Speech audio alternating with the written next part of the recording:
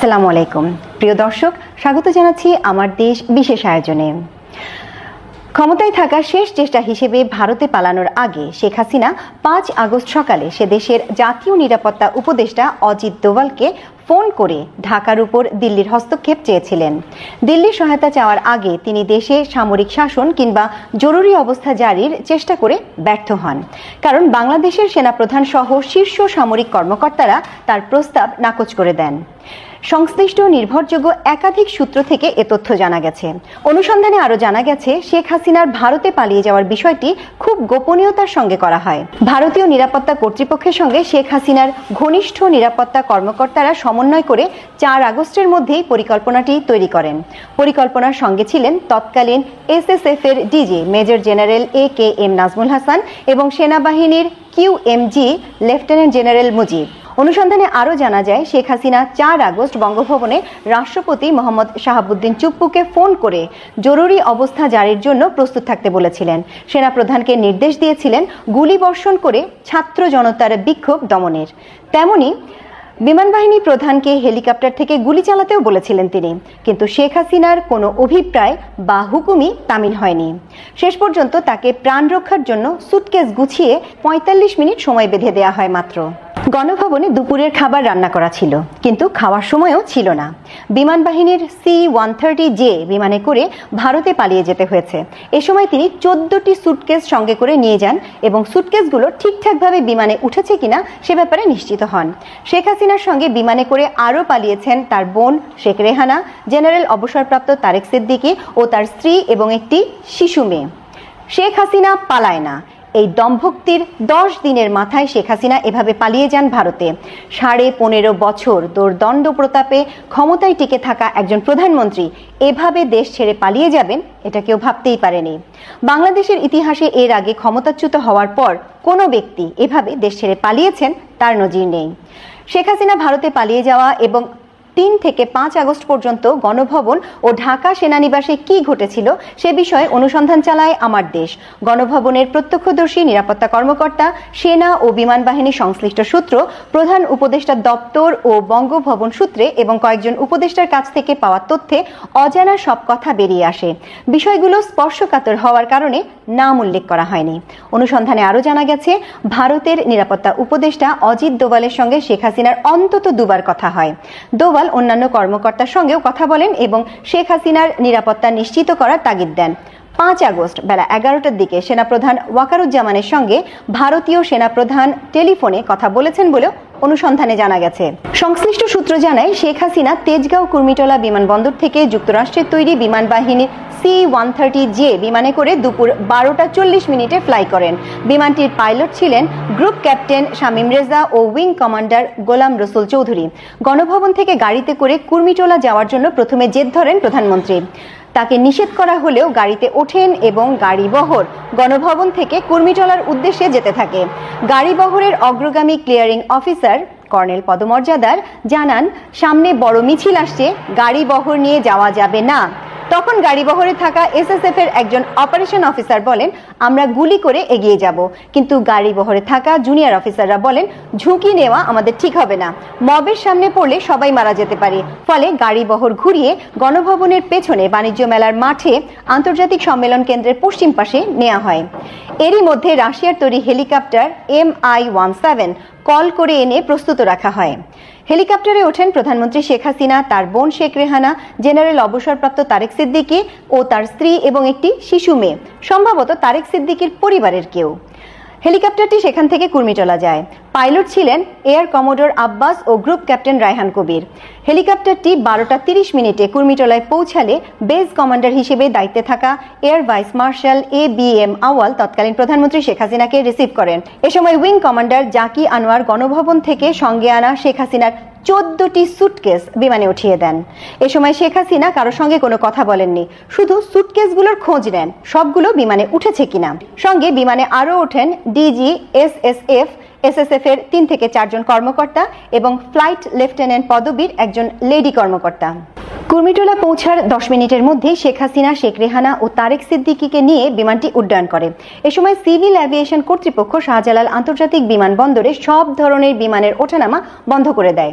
C-130J বিমানটি transponder বন্ধ করে উড্ডয়ন করে, যাতে রাডারের সঙ্গে যোগাযোগ সংযোগ না হয়।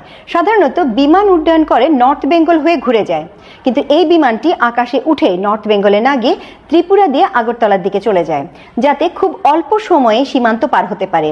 এরই মধ্যে ভারতীয় কর্তৃপক্ষের ক্লিয়ারেন্স পেয়ে বিমানটি সরাসরি দিল্লি চলে যায় এবং নামে দিল্লির উপকণ্ঠে উত্তরপ্রদেশের গাজিয়াবাদের হিন্দন বিমান ঘাঁটিতে। সেখানে ভারতের নিরাপত্তা উপদেষ্টা অজিত দোভাল শেখ হাসিনাকে অভ্যর্থনা জানান।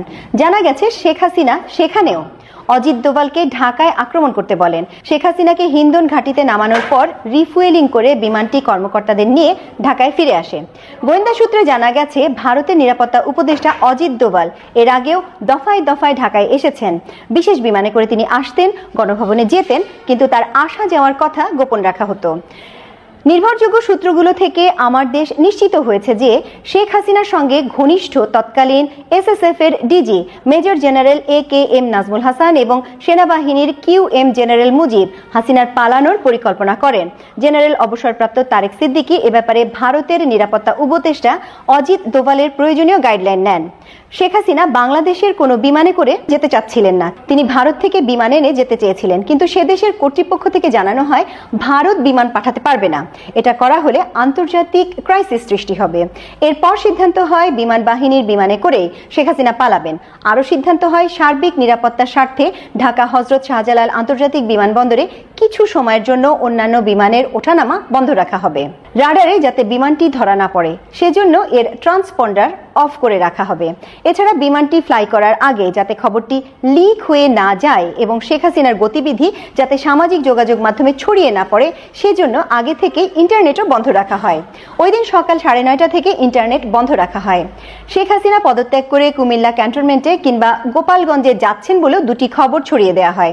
ভারতে পালিয়ে যাচ্ছেন এই আসল খবরটি যাতে জানাজানি না হয় সেজন্য এভাবেই প্রতারণা করে দৃষ্টি অন্যদিকে নেয়ার চিন্তা করা হয়। গণভবনে 4 আগস্টের রাত্রে ছিল খুবই উত্তেজনাপূর্ণ ও ভয়ঙ্কর। এই রাতে নিরাপত্তা বাহিনীর শীর্ষ কর্মকর্তাদের সঙ্গে প্রধানমন্ত্রী শেখ হাসিনা কয়েক দফা বৈঠক করেন। তিনি বৈঠক করেন মন্ত্রী, দলের শীর্ষ নেতা ও বিভিন্ন পর্যায়ের ব্যক্তির সঙ্গে। বৈঠকের রাগারাগি ও উত্তপ্ত বাক্য বিনিময় হয়।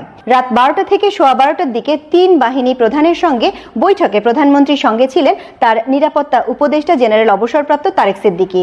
সে বৈঠকে পদত্যাগের বিষয়টি ওঠানো হলে প্রধানমন্ত্রী ক্ষুব্ধ হয়ে বলতে থাকেন, যা হবার হবে, তিনি ক্ষমতা ছাড়বেন না। শেখ হাসিনা সেনাপ্রধানকে মেরুদণ্ড শক্ত করে কঠোর হয়ে বিক্ষোভ দমনের নির্দেশ দেন। জেনারেল তারেক সিদ্দিকী শেখ হাসিনাকে সমর্থন জানিয়ে বলতে থাকেন, সেনাবাহিনী গুলি চালিয়ে কিছু লোককে মেরে ফেললে বিক্ষোভ এমনিতেই দমন হয়ে যাবে। বিমান বাহিনী হেলিকপ্টার থেকে গুলি চালানোর কথাও তিনি বলেন। এমন পরিস্থিতিতে বৈঠকে উপস্থিত বিমান বাহিনী প্রধান তারেক সিদ্দিকীর উপর ভীষণ রেগে যান এবং প্রধানমন্ত্রীকে উদ্দেশ্য করে বলেন, এই লোকটি আপনাকে ডুবিয়েছে এবং আরো ডোবাবে। ঠিক এ সময় একজন অপরিচিত ব্যক্তি, যাকে ডিউটিরত SSF সদস্যরা চেনেন না, গণভবনে প্রবেশ করলে শেখ হাসিনা সভা শেষ করে দেন। রাত 12:40 মিনিটে 3 বাহিনী প্রধান গণভবন ত্যাগ করেন। রাতে গণভবনে পুলিশের IG আব্দুল্লাল মামুন এবং এয়ার ভাইস মার্শাল অবসরপ্রাপ্ত জামাল উদ্দিনও ছিলেন। 5 আগস্ট সকাল 9টায় 3 বাহিনী প্রধান আবার গণভবনে আসেন। এ সময় পুলিশের IG এবং মন্ত্রী পরিষদ সচিব মাহবুবুর রহমানও গণভবনে ছিলেন। বৈঠকে প্রধানমন্ত্রী পুলিশের IG আব্দুল্লাল মামুনকে দেখিয়ে বলেন, ওরা ভালো কাজ করছে, সেনাবাহিনী পারবে না কেন?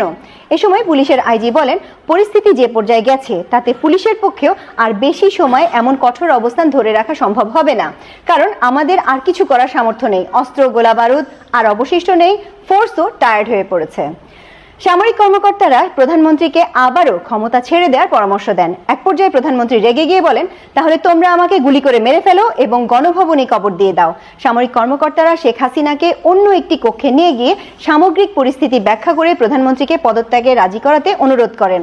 তারা একথা বলেন যে সময় দ্রুত ফুরিয়ে যাচ্ছে, বৈষম্য বিরোধী ছাত্রদের ডাকে লং মার্চ টু ঢাকা কর্মসূচির কারণে গণভবন অভিমুখে ঢাকার চারপাশ থেকে মিছিল আসছে। এ পর্যায়ে শেখ রেহানা প্রধানমন্ত্রীকে বোঝানোর চেষ্টা চালান। এক পর্যায়ে বড় বোন শেখ হাসিনার পা জড়িয়ে ধরেন তিনি, কিন্তু শেখ হাসিনা রাজি হচ্ছিলেন না। পরে জয়ের সঙ্গে কথা বলেন শীর্ষ সামরিক কর্মকর্তারা। জয়কে বলা হয়, প্রাণে বাঁচাতে হলে তার মাকে পদত্যাগ করা ছাড়া উপায় নেই। টাইম একটি ফ্যাক্টর। এখনই সিদ্ধান্ত নিতে হবে। জয় পরিস্থিতি জানার পর মায়ের সঙ্গে কথা বলেন। অবশেষে জয়ের কথায় ক্ষমতা ছেড়ে চলে যাওয়ার সিদ্ধান্ত নেন শেখ হাসিনা। তিনি টেলিভিশনে প্রচারের জন্য একটি ভাষণ রেকর্ড করার ইচ্ছা প্রকাশ করলে সামরিক কর্মকর্তারা অপারগতা প্রকাশ করেন। এ সময় তারা প্রধানমন্ত্রীকে ব্যাগ গোছাতে ৪৫ মিনিট সময় বেঁধে দেন, কারণ গণভবন অভিমুখে লাখ লাখ ছাত্র জনতা যে মিছিল আসছে সে সময়ের মধ্যে পৌঁছে যাবে। ছাত্র জনতার এই স্রোত ছিল ৩৬ দিনের অভাবনীয় আন্দোলনের চূড়ান্ত রূপ। ২৪-এর বিপ্লব, ছাত্র গণ অভ্যুত্থান। সেনাবাহিনী ছাত্র জনতার উপর গুলিবর্ষণ করবে না। ৩ আগস্ট সেনাপ্রধান একথা জানিয়ে দেওয়ার পরই মূলত শেখ হাসিনার রাজত্বের বিদায়ী ঘণ্টা বেজে যায়। ছাত্রদের আন্দোলন নিয়ন্ত্রণে আনতে দেশব্যাপী সেনা মোতায়েন ছিল। আন্দোলন পরিস্থিতি মূল্যায়ন ও ফিডব্যাক নিতে ওই দিন সেনা সদরে বিভিন্ন স্তরের সামরিক কর্মকর্তার সঙ্গে সেনাপ্রধান জেনারেল ওয়াকারুজ্জামান মত বিনিময় করেন। দেশের অন্যান্য ফরমেশনের কর্মকর্তারাও ভার্চুয়ালি ওই সভায় যোগ দেন। শুরুতে আধা ঘন্টার একটা উদ্বোধনী বক্তৃতা করেন সেনাপ্রধান। তিনি সরকারের নির্দেশনায় সিভিল প্রশাসনের সহায়তায় কেন সেনাবাহিনী নিয়োগ করা হয়েছে তা ব্যাখ্যা করেন।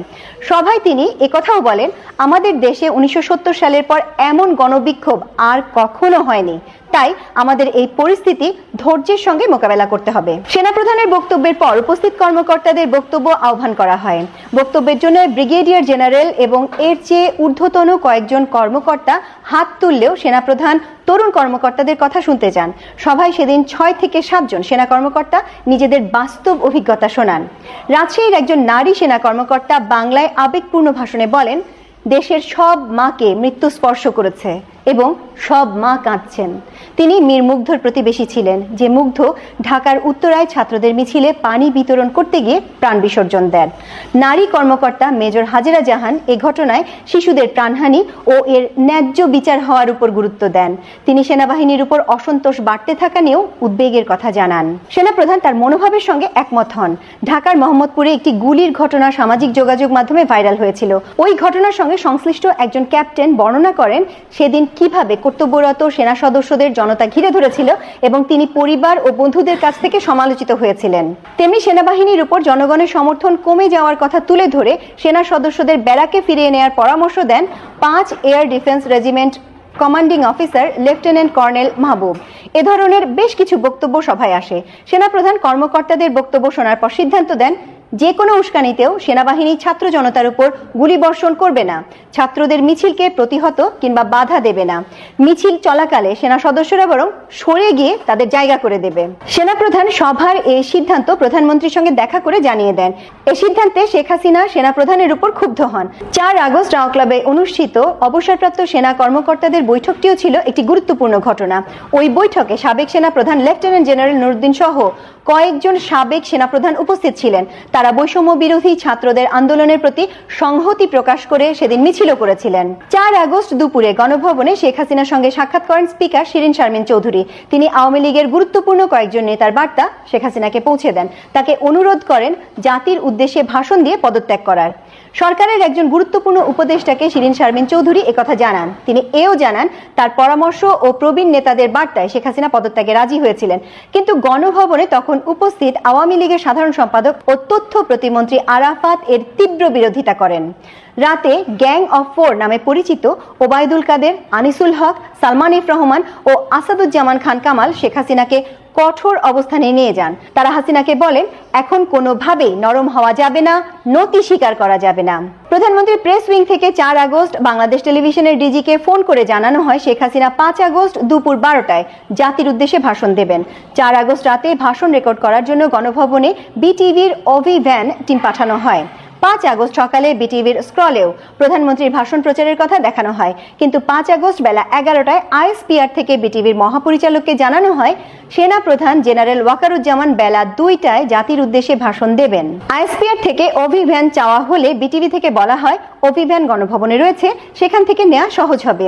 সেনা প্রধানের সেই ভাষণ প্রচার করা হয়েছিল বিকেল ৪টায়। বঙ্গভবন সূত্রে জানা গেছে ৪ আগস্ট শেখ হাসিনা রাষ্ট্রপতি মোহাম্মদ শাহাবুদ্দিন চুপ্পুকে ফোন করে জানান দেশব্যাপী জরুরি অবস্থা জারি হতে পারে, তিনি যেন তৈরি থাকেন।